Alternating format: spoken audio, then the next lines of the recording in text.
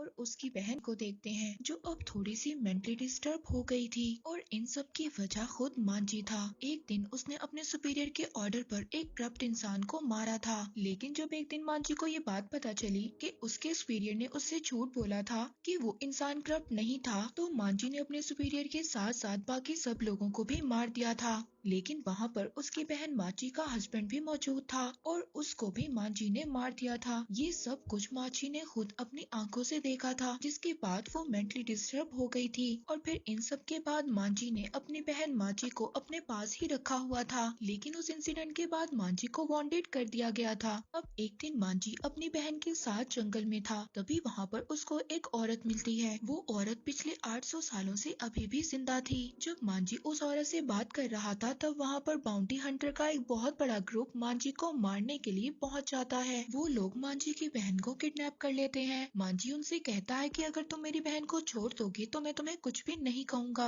अब इस ग्रुप का लीडर मांझी से वेपन्स को नीचे रखने के लिए कहता है। मांझी उसकी बात मान लेता है, जो वो सभी वेपन्स को नीचे रख देता है। लेकिन जैसे ही मांझी अपने भाई के पास जाने लगती है, इस ग्रुप का लीडर मांझी को मार देता है। अब ये सब देखने के बाद मांझी को बहुत ज्यादा गुस्सा आ जाता है। वो इस ग्रुप के सभी लोगों को एक एक कर मार देता है और इसी के दौरान मांझी की एक आंख बहुत बुरी तरह से इंजर्ड हो जाती है और साथ ही उसका फेस भी कट जाता है और मांझी का एक हाथ भी फाइट के दौरान कट गया था। और लास्ट में मांझी के सामने सिर्फ इस ग्रुप का लीडर ही बचता है। मांझी अब उस ग्रुप के लीडर को भी मार देता है, लेकिन अब वो भी बहुत ज्यादा इंजर्ड हो गया था। इसके बाद वहाँ पर वही औरत आती है जो 800 सालों से जिंदा थी। मांझी उस औरत को कहता है कि तुम मुझे मार दो, अब मेरी लाइफ की आखिरी वजह भी खत्म हो चुकी है। लेकिन वो औरत मांझी को मारने की बजाय उसकी बॉडी में ब्लड वॉर्म्स को प्लांट कर देती है। उसकी वजह से वो वॉर्म्स मांझी की बॉडी को हील कर देते हैं और अब मांझी का कटा हुआ हाथ भी छूट जाता है। और इतना ही नहीं, मांझी अब इमॉर्टल हो गया था, यानी कि एजलेस, वो कभी भी नहीं मर सकता था। इसके बाद मूवी का सीन शिफ्ट हो जाता है। यहाँ पर हम 52 इयर्स के बाद देखते हैं एक मास्टर कुछ लोगों को क्लास दे रहे थे। यहाँ पर मास्टर की बेटी रेन भी ट्रेनिंग कर रही थी। तभी यहाँ पर सोसाइटी का लीडर अनोसु अपने लोगों के साथ आ जाता है। वो यहाँ पर आकर सभी लोगों को मार देता है। इसके बाद वो मास्टर के पास आता है। अनोसु की एक सोसाइटी थी जिसका नाम इत्तोरियू था। वो अपनी सोसाइटी को हर जगह पर फैलाना चाहता था और जो भी उसका साथ नहीं देता था वो उसको मार देता था। अब जब मास्टर उसको ज्वाइन नहीं करते तो वो मास्टर को भी मार देता है और उसके बाद उनकी वाइफ को भी मार देता है। लेकिन वो मास्टर की बेटी रिन को कुछ भी नहीं कहता। अब रिन को अपनी पेरेंट्स की डेथ के बाद बहुत ज्यादा गुस्सा आता है। रिन अपने पेरेंट्स की डेथ का बदला लेने का डिसाइड करती है। तभी यहाँ पर वही औरत आती है जिसने मांझी को हील किया था। वो यहाँ पर आकर रिन से कहती है कि तुम्हें अपने साथ एक बॉडीगार्ड को हायर कर लेना चाहिए, क्योंकि वो अकेले बिल्कुल भी कुछ भी नहीं कर सकती। अगर वो अपने साथ मांझी को ले लेगी तो उसका काम और भी ज्यादा आसान हो जाएगा, क्योंकि मांझी कभी भी नहीं मर सकता। अब रिन उसकी बात को मान लेती है और मांझी को ढूंढने निकल जाती है। अब रिन काफी कोशिश के बाद मांझी को ढूंढ लेती है जो एक झोपड़ी में रहता था। मांझी जब रिन को देखता है तो काफी ज्यादा शॉक्ड हो जाता है, क्योंकि रिन बिल्कुल उसकी मरी हुई बहन की जैसी लग रही थी। रिन अब मांझी को सब कुछ बताती है और कहती है कि वो उसके पेरेंट्स की डेथ का बदला लेने के लिए उसका साथ दे, लेकिन मांझी उसको मना कर देता है। वो रिन से ये कहता है कि लोग उसको मर्डर समझेंगे। अब रिन मांझी की बात सुनकर जब यहाँ से जा रही होती है तो रास्ते में उसको एक आदमी नजर आता है जो एक तोरियो सोसाइटी का ही मेंबर था और उस आदमी ने अपने लेफ्ट शोल्डर पर रेन की मदर के सर को लगाया हुआ था। रेन उस आदमी को मारने के लिए उस पर अटैक करती है, लेकिन वो आदमी खुद को प्रोटेक्ट कर लेता है। तभी वहाँ पर मांझी भी आ जाता है। अब इस आदमी और मांझी के दरमियान बहुत ज्यादा फाइट होती है। ये आदमी मांझी को मारकर इंजर्ड कर देता है और बाद में रेन को मारने की कोशिश करता है। अब ये आदमी जब रेन को मारने ही वाला था तो मांझी उठकर पीछे से इस पर अटैक कर देता है और वो आदमी मर जाता है। अब उस आदमी को भी समझ नहीं आ रही थी कि मांझी आखिर क्या चीज है। मांझी अब रेन को अपने एजलेस होने का भी बता देता है। अब मांझी बदला लेने के लिए रिन की हेल्प करने के लिए तैयार हो जाता है। दूसरी तरफ हम अनोसु को देखते हैं जो एक आदमी के साथ कॉन्ट्रैक्ट को डील कर रहा था। उस आदमी के साथ मिलकर इत्तोरियो नाम की अकेडमी खोलना चाहता था, लेकिन इसकी शर्त ये थी कि वही इस अकेडमी का हेड रहेगा। अब वो आदमी अपने काउंसिल मेंबर से बात करने के लिए कहता है। इसके बाद अनोसु को उस आदमी के मरने की खबर मिलती है जिसको मांझी ने मार दिया था। अब अनोसु अपने एक दूसरे आदमी को रिन और मांझी को ढूंढने के लिए भेज देता है। दूसरी तरफ रिन जब एक आदमी के पास अपनी तलवार बनवाने के लिए जाती है तभी वो वहाँ पर नोटिस करती है कि उसके फादर की तलवार वहाँ पर पड़ी हुई थी। अब वही आदमी जिसको अनोसु ने रिन को ढूंढने के लिए भेजा था वो वहाँ पर आकर उस तलवार को लेकर चला जाता है, लेकिन वो वहाँ पर रिन को नोटिस नहीं करता। अब रिन जल्दी से मांझी के पास आती है और उसको बताती है कि टेम्पल के पास उसने एक आदमी को देखा जिसके पास उसके फादर की तलवार थी। अब मांझी उस आदमी को ढूंढने के लिए निकल जाता है, लेकिन वो आदमी खुद से मांझी को ढूंढ लेता है। जब इनके दरमियान बहुत ज्यादा फाइट होती है तो वहाँ पर मांझी फाइट के दौरान दलदल में फंस जाता है, जिसकी वजह से वो आदमी मांझी पर भारी पड़ता है। लेकिन लास्ट में मांझी उस आदमी को भी हरा देता है और उस आदमी को जिंदा छोड़ देता है। अब वो आदमी भी मांझी के बारे में ये जान चुका था कि मांझी इमोर्टल है और वो उस आदमी से तलवार लेकर रिन को दे देता है। अब वो आदमी अनोसु के पास वापस जाता है और उसको भी मांझी के इमोर्टल होने का बता देता है। वो कहता है कि वो आदमी नहीं है, वो एक मॉन्स्टर है। वो बताता है कि उसकी बॉडी के वॉर्म्स उसके जख्मों को भर देते हैं। नेक्स्ट सीन में हम देखते हैं मांझी और रिन जब एक रेस्टोरेंट में जाते हैं तो वहाँ पर एक आदमी आता है जिसको दोबारा से अनोसु ने रिन को मारने के लिए भेजा था। अब वो आदमी मांझी से कहता है कि अगर तुम चाहो तो हम दोनों मिलकर अनोसु को खत्म कर सकते हैं, लेकिन मांझी उसके ऑफर को नहीं मानता। इसके फौरन बाद वो मांझी पर अटैक कर देता है। मांझी उस आदमी को भी अपनी तलवार से मार देता है, लेकिन मांझी जब उसको मारकर यहाँ से जाने लगता है तो वही आदमी जिंदा खड़ा हो जाता है और वो बताता है कि वो भी मांझी की तरह ही इमॉर्टल है और वो बताता है कि वो पूरे 200 सालों से जिंदा है। तभी अचानक से वो अपनी तलवार से मांझी पर अटैक कर देता है। मांझी की बॉडी से अब ब्लीडिंग स्टार्ट हो जाती है क्योंकि उस आदमी ने अपनी तलवार पर कोई पॉइजन डाला था।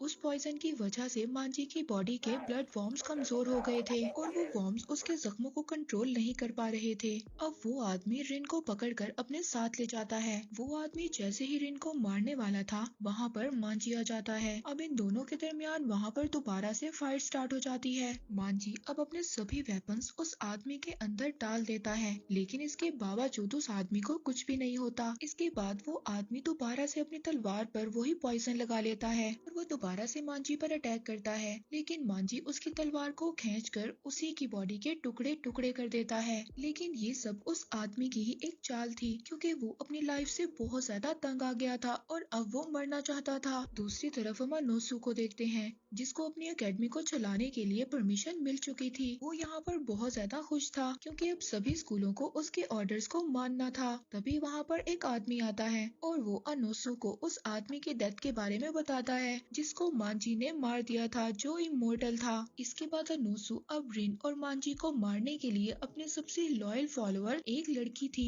उसको भेजता है। अब वो लड़की आते ही सार मांझी पर अटैक कर देती है, लेकिन मांझी अब वीक हो गया था क्योंकि उसके जख्म अभी पूरी तरह से भरे नहीं थे। वो लड़की मांझी को बहुत ज्यादा जख्मी कर देती है। वो लड़की अपनी तलवार से मांझी का हाथ भी काट देती है, लेकिन तभी उसे ये बात समझ आती है कि उसके पास ऐसी कोई वजह नहीं थी कि वो मांझी से फाइट कर रही थी। तभी यहाँ पर रिन तलवार लेकर उस लड़की के सामने आ जाती है और उसको कहती है कि मांझी मुझे प्रोटेक्ट कर रहा है और मैं इसको मरने नहीं दे सकती। इस इंसिडेंट के बाद अब वो लड़की भी इक्टोरियो ग्रुप सोसाइटी को छोड़ देती है। अब रिन मांझी के जख्मों की बैंडेज करती है। जो वो अगले दिन प्रैक्टिस के लिए जंगल में जाती है तो वहाँ पर वो अनोसु को देखती है। रिन खुद पर कंट्रोल नहीं कर पाती। अब उससे बदला लेने के लिए वो उस पर अटैक कर देती है, लेकिन वो बहुत ही आसानी से रिन से बच जाता है और वो रिन को बताता है उसके फादर को उसने अपने ग्रैंडफादर का बदला लेने के लिए मारा था। वो यहाँ पर रिन को कुछ भी नहीं कहता और वहाँ से चला जाता है। फिर अगले दिन मांझी और रिन एक ग्रुप के एक लड़के से मिलते हैं। अब वो ग्रुप भी अनोसु को मारना चाहता था, इसलिए अब मांझी और रिन अब उस ग्रुप के साथ मिल जाते हैं। यहाँ पर इन्हें ये बात पता चलती है कि अनोसु एक जगह पर जाने वाला है। ये लोग डिसाइड करते हैं कि ये सब लोग उस वहाँ पर जाकर अनोसु को मार देंगे। अब ये लोग उसका पीछा करने के लिए उसके रास्ते पर चल पड़ते हैं। तभी रास्ते में इनको अनोसु मिलता है, लेकिन वो अनोसु नहीं था। उन लोगों ने इन लोगों को ट्रैप करने के लिए एक लड़की को अनोसु के कपड़ों में भेजा बचा था। वहीं पर इन लोगों को इत्तोरियो ग्रुप के कुछ लोग घेर लेते हैं। अब मांजी और उस दूसरे ग्रुप का लड़का इनका सभी मिलकर मुकाबला करते हैं। अब वो आदमी जो दूसरे ग्रुप का मेंबर था वो उस लड़की के साथ बदतमीजी करने की कोशिश करता है जो अनोसू के भेस में आई थी।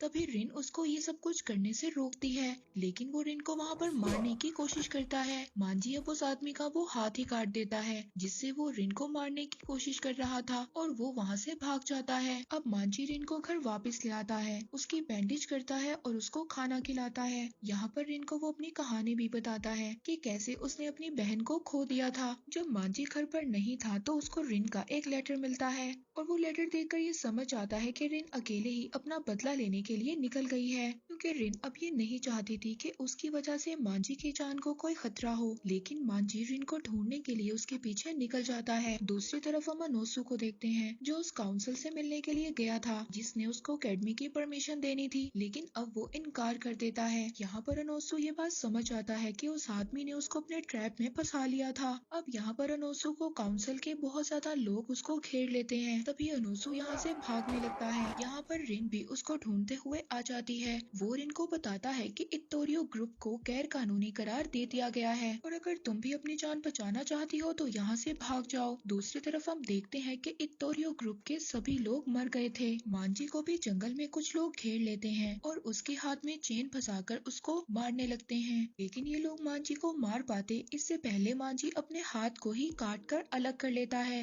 लेकिन दोबारा से उसका हाथ हील हो जाता है और जुड़ जाता है। के बाद वो इन तीनों आदमियों को मार देता है जो इसको मारना चाहते थे। दूसरी तरफ अनोसू और रिन को भी काफी ज्यादा लोगों ने घेर लिया था। एक आदमी यहाँ पर रिन को मारने के लिए आता है, तभी वहाँ पर मांजी आ जाता है और उस आदमी को मार देता है। मांजी उन सब लोगों से कहता है कि अगर किसी ने भी रिन को मारने की कोशिश की तो मैं यहाँ पर एक भी इंसान को जिंदा नहीं छोड़ूंगा। वो सभी लोग अपने लीडर के ऑर्डर पर यहाँ पर फाइट के लिए तैयार हो जाते हैं और मांजी पर अटैक कर देते हैं। यहाँ पर मांजी और अनोसू उन लोगों का मुकाबला करते हैं और बहुत टाइम तक उन दोनों की फाइट चलती है। अभी इस फाइट के दौरान अनोसू इंजर्ड हो जाता है। अनोसू को बचाने के लिए वही लड़की आ जाती है जिसको अनोसू ने मांजी और रिन को मारने के लिए भेजा था। दूसरी तरफ मांजी भी बहुत ज्यादा इंजर्ड हो गया था। तभी वहाँ पर वही आदमी भी आ जाता है जिसका मांजी ने हाथ काट दिया था। वो यहाँ से रिन को उठाकर ले जाता है। यहाँ पर मांजी सभी लोगों को मार देता है और इस फाइट में अनोसू को बचाते हुए वो लड़की भी मर जाती है और अनोसू के लिए खुद को सेक्रीफाइस कर देती है। दूसरी तरफ मांजी रिन को बचाने के लिए उस आदमी के पास चला जाता है। उस आदमी ने अपने कटे हुए हाथ में नुकीले वेपन्स लगा लिए थे। वो यहाँ पर मांजी से सभी वेपन्स को रखने के लिए कहता है, लेकिन मांजी यहाँ पर अपनी पुरानी गलती को रिपीट नहीं करता। वो अपने पास एक छोटी सी नाइफ रख लेता है। वो मौका मिलते ही रिन की रस्सी को वहाँ पर काट देता है और रिन वहाँ से भाग जाती है। मांजी उस आदमी से फाइट के दौरान वो एक पहाड़ से नीचे गिर जाते हैं। मांजी तो संभल जाता है, लेकिन वो आदमी एक बेल को पकड़ लेता है। वो आदमी काफी ज्यादा नीचे चला गया था। वो मांजी से कहता है कि मैं दोबारा तुम्हें मारने के लिए जरूर आऊंगा। इसके बाद मांजी उस बेल को काट देता है जो उस कटे हुए हाथ वाले आदमी ने पकड़ी हुई थी। अब वो भी नीचे गिर जाता है और मर जाता है। दूसरी तरफ अनोसू और काउंसिल की फाइट हो रही थी। अनोसू बहुत ज्यादा गुस्से में था क्योंकि उस काउंसिल ने उस लड़की को मार दिया था। वो गुस्से में उस काउंसिल की बॉडी के 2 टुकड़े कर देता है। यहाँ पर सिर्फ मांजी, रिन और अनोसू ही बचे हुए थे। यहाँ पर मांजी और अनोसू की फाइट होने लगती है। इन दोनों की फाइट काफी देर तक चलती है और आखिर में मांजी अनोसू को हरा देता है, लेकिन वो खुद अनोसू को नहीं मारता। ये काम वो रिन को दे देता है ताकि रिन खुद अपने पेरेंट्स का बदला ले सके। अनोसू इनको वार्निंग देता है कि मेरी मौत के बाद मेरे बच्चे तुमसे बदला जरूर लेंगे। जब रिन अनोसू को मारने जाती है तो अनोसू रिन को मारने वाला था। तभी वहाँ पर आकर मांजी रिन को बचा लेता है, जिसके बाद रिन अपनी तलवार से अनोसू को मार देती है, लेकिन अब बहुत ज्यादा ब्लीडिंग होने की वजह से मांजी बेहोश हो जाता है। इस तरह बैटल में मांजी और रिन ही सरवाइव कर पाते हैं और इसी के साथ ही मूवी यहीं पर एंड हो जाती है।